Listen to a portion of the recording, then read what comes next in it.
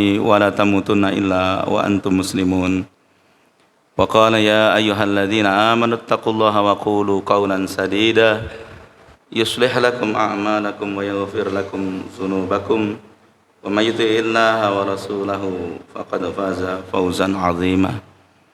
Ma'asyiral muslimin, bapak-bapak, ibu-ibu, saudara-saudari, adik-adik semua yang dimuliakan oleh Allah, alhamdulillah. Malam hari ini kita masih diizinkan oleh Allah Subhanahu wa taala untuk melaksanakan ibadah di bulan terbaik, di bulan yang penuh dengan keberkahan, kata Nabi. Qad ja'akum aw qad atakum syahrul Ramadan syahrun mubarakun.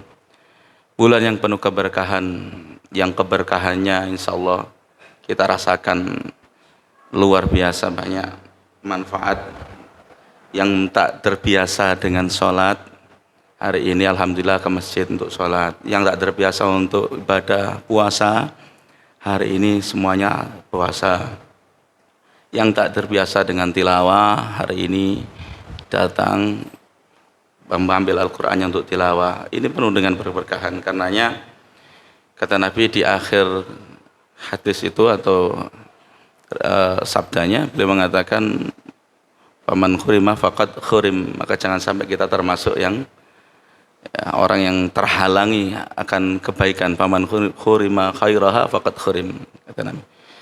Hadirin jamaah rahimakumullah, di Ramadan seperti ini ada ayat-ayat yang sering kita dengarkan, utamanya ayat-ayat yang berkenaan langsung dengan perintah ibadah puasa, yaitu ayat-ayat yang tadi juga kita baca di sholat isya kita, surat Al-Baqarah ayat 183, 184, 185 dan seterusnya. Biasanya kita baca surat itu, atau mungkin disampaikan oleh para da'i, para mubaligh, para asatid, para kiai di bulan Ramadan semacam itu.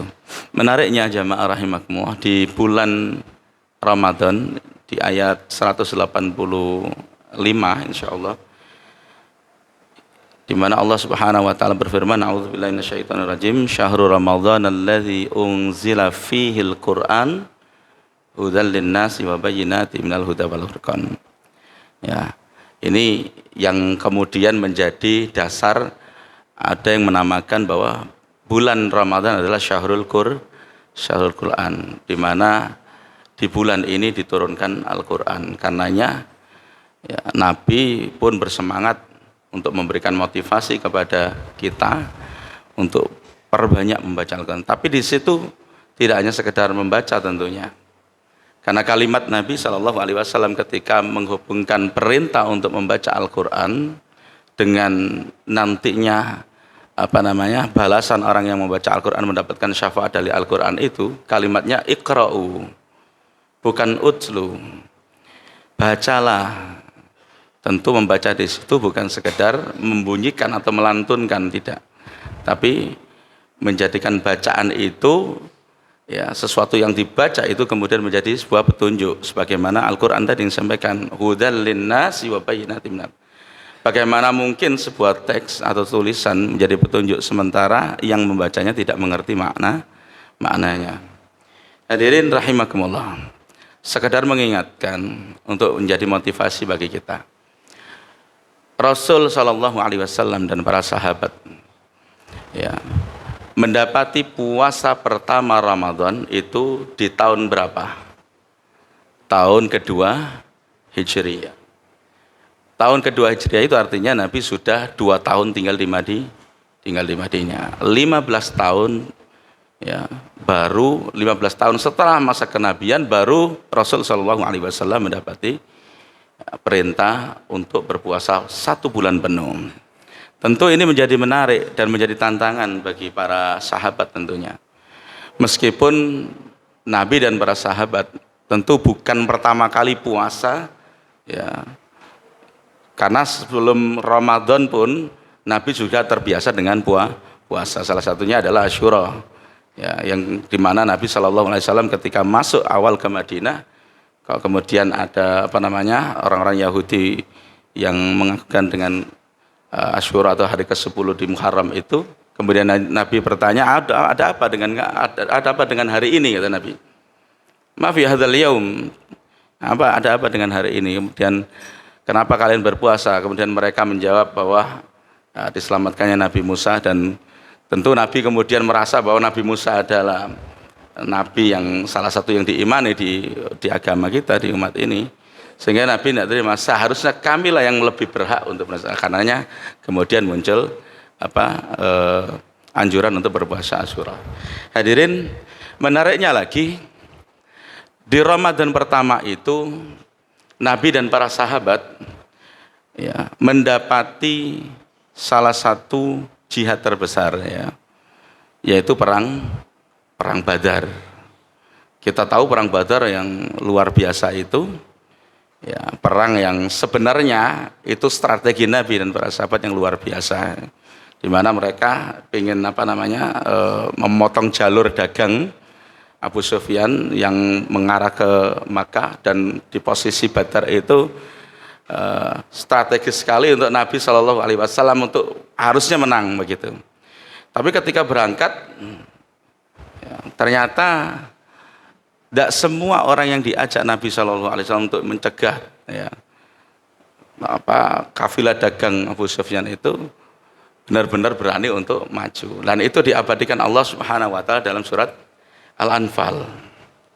Surat Al-Anfal, surat yang insya Allah ada sekitar 75 ayat itu, itu mengisahkan penuh tentang kisah Badar. Dan luar biasanya, kalau kita baca sejarah biasanya, seperti kisah-kisah yang ada dalam Al-Quran, misal kalau kita ambil contoh kisah tentang Nabi Yusuf.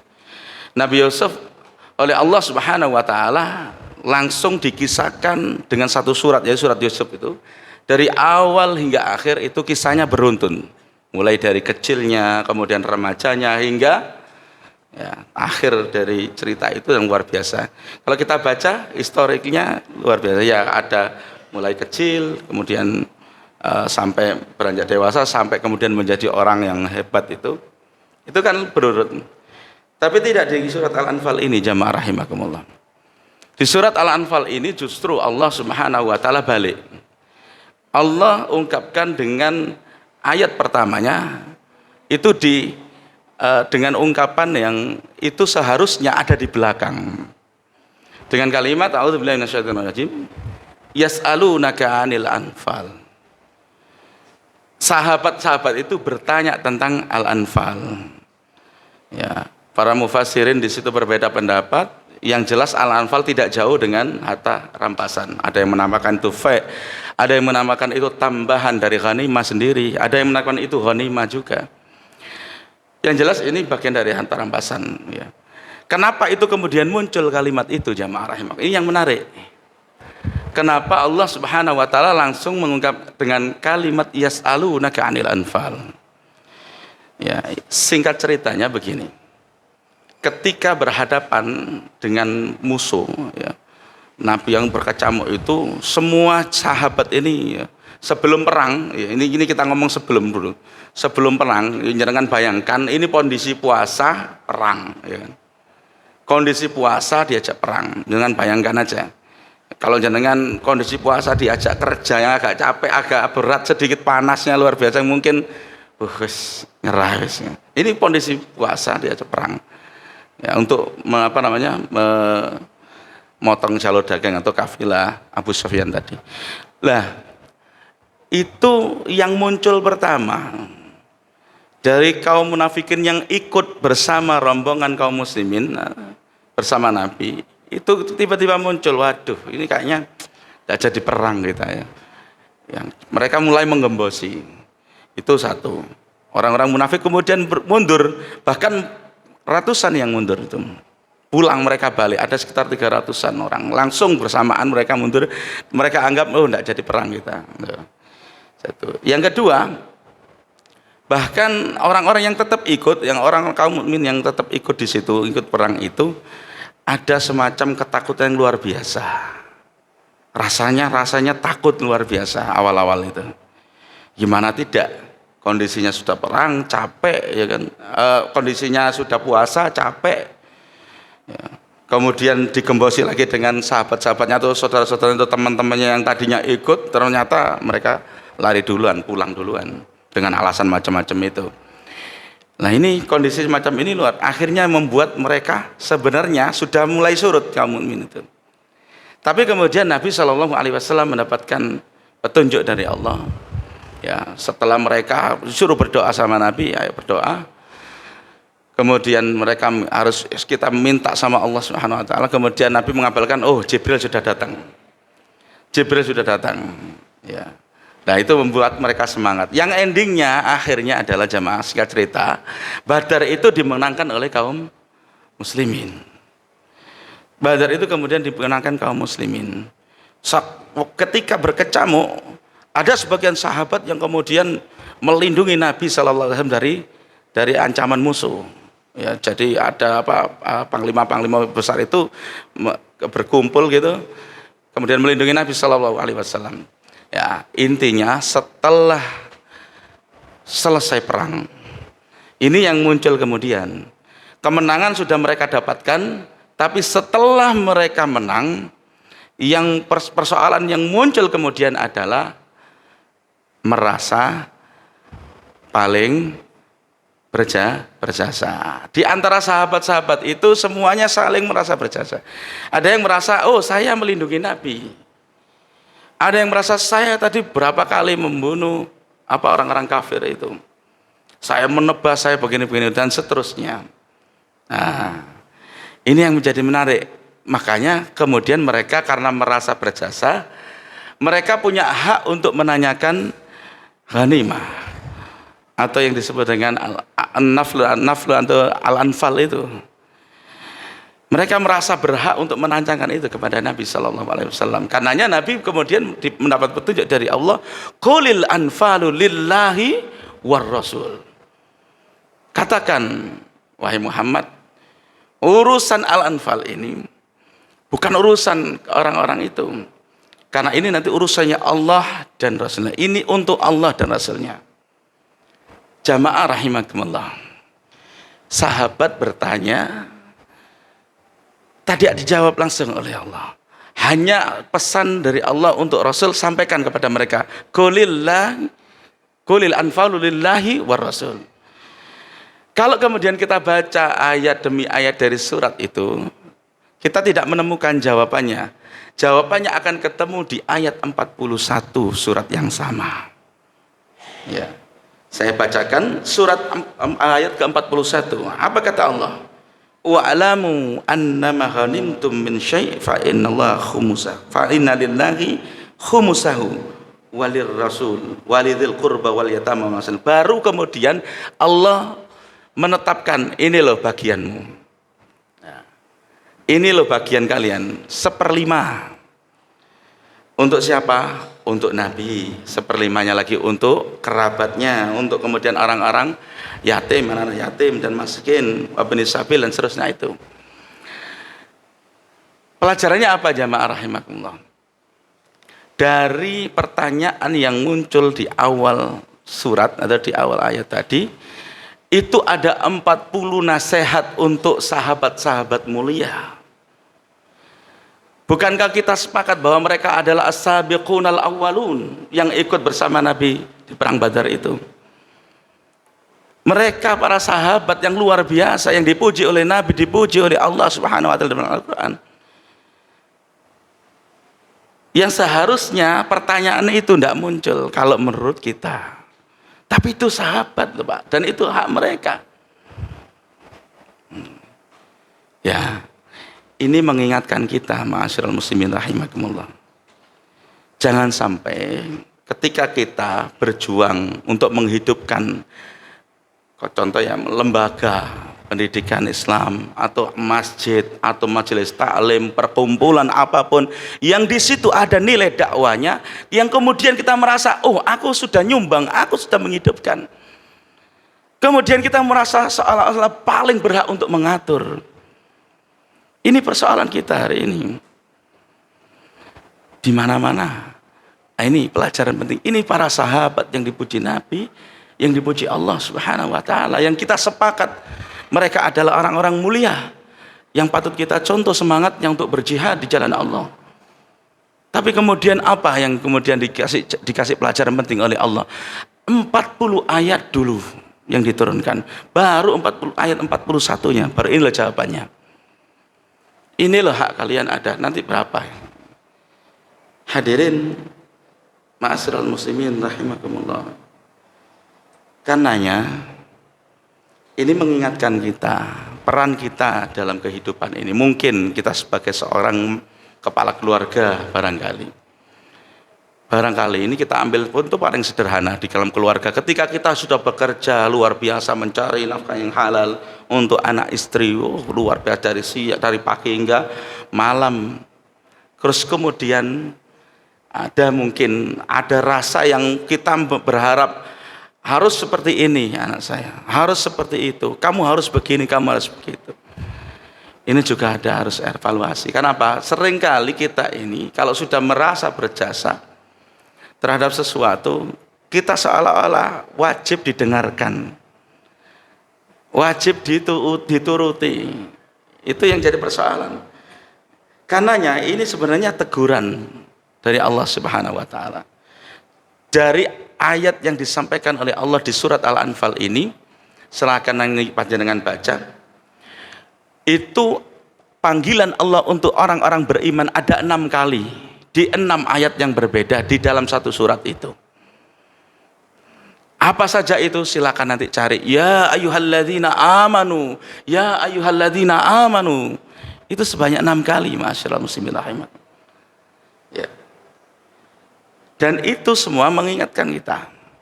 Para orang-orang yang merasa berjasa itu diingatkan oleh Allah Subhanahu wa taala dalam banyak ayat.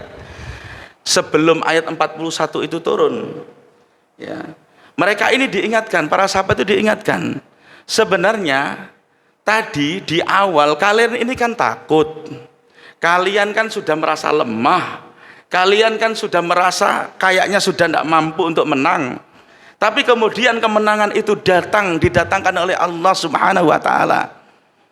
Terus kemudian kalian merasa berjasa dengan kemenangan itu.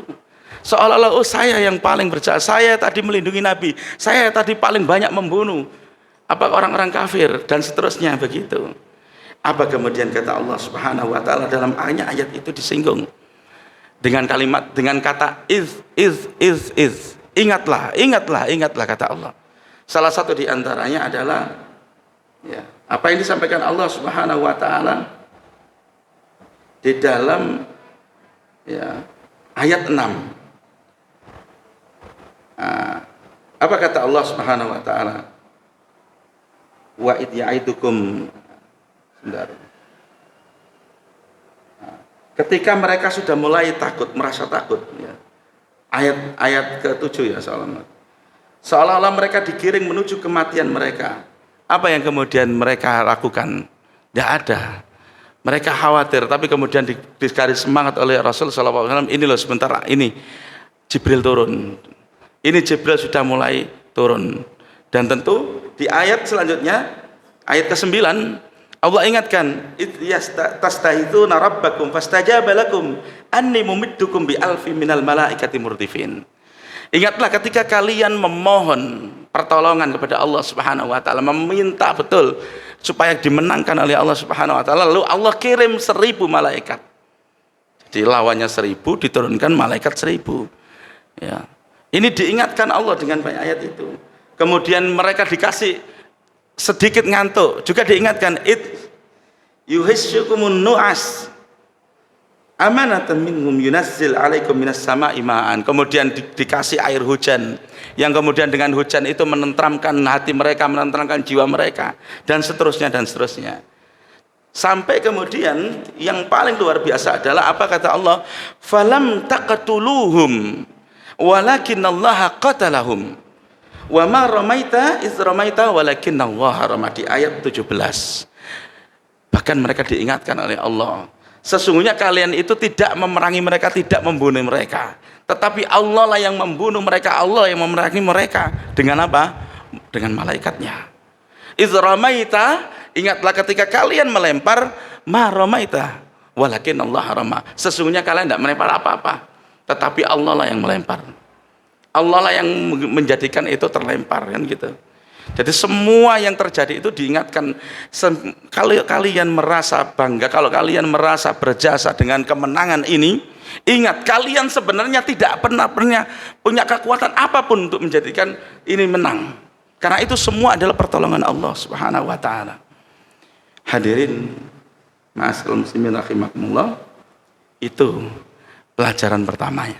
Pelajaran kedua dari ayat yang tadi disampaikan, kalau ada 6 kali diingatkan ya ayyuhalladzina amanu di surat Al-Anfal itu, Nabi pun juga diingatkan sebanyak 2 kali. Nabi pun juga dipanggil oleh Allah Subhanahu wa taala sebanyak 2 kali pula. Di dalam surat yang sama, dalam ayat 64 misalkan. Ayat ke-64 surah Al-Anfal. Apa kata Allah? Ya ayyuhan nabi hasbukallah wa man ittaba'aka minal mu'minin. Wahai Nabi, cukuplah Allah yang menjadi penolongmu dan orang-orang yang beriman yang mengikuti kamu. Maksudnya orang-orang yang beriman dan bersama engkau itu cukup hanya Allah saja, tidak perlu yang lain. Ini diingatkan Allah. Nah, itu sebenarnya ada 2 makna. Yang kedua, maknanya hampir mirip, ya. Kurang lebihnya intinya adalah jadikanlah Allah sebagai penolongmu, cukup itu saja. Dan ajak orang-orang beriman untuk menjadikan Allah sebagai penolong, bukan yang lain. Hadirin ma'asyiral muslimin rahimakumullah. Inilah salah satu cara Allah Subhanahu wa taala untuk mengajarkan kepada kita bahwa ternyata kisah-kisah yang disampaikan Allah Subhanahu wa taala di dalam Al-Qur'an yang sebanyak 1/3 isi Al-Qur'an, di mana kisah-kisah yang banyak diungkapkan itu ternyata begitu banyak mendapatkan membawa hikmah yang luar biasa kalau kita kemudian baca itu.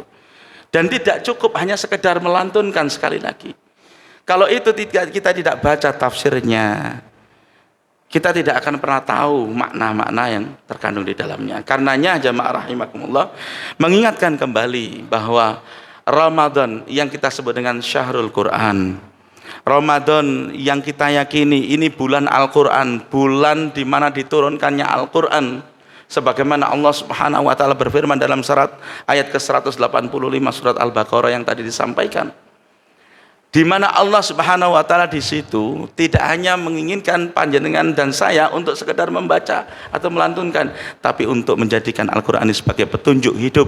Dan bagaimana mungkin kita menjadikan petunjuk hidup sementara kita tidak tahu maknanya, tidak tahu arahnya, kemana arah ayat ini disampaikan. Hadirin, mudah-mudahan sekelumit ini menjadi pembuka pikiran kita, menjadi pembuka hati kita. Mudah-mudahan mumpung ini masih bulan Ramadan, kita jadikan ini momen penting bagi kita. Ayo kita baca kembali bagaimana para sahabat itu memaknai Ramadan, bagaimana Nabi Shallallahu Alaihi Wasallam semakin tahun semakin mendekati ajalnya, Ramadannya bagaimana, semakin baik atau semakin menurun. Silakan baca kembali sirah, silakan baca kembali sejarah kehidupan Nabi Shallallahu Alaihi Wasallam. Aqulu qauli hadza wa aqulu ma tasma'un. Saya mohon maaf yang sebesar-besarnya. Barangkali tadi ketika ngimami kok terlalu panjang atau terlalu pendek, saya juga mohon maaf yang sebesar-besarnya. Aqulu qauli hadza wa astaghfirullah li wa lakum. Assalamualaikum warahmatullahi wabarakatuh.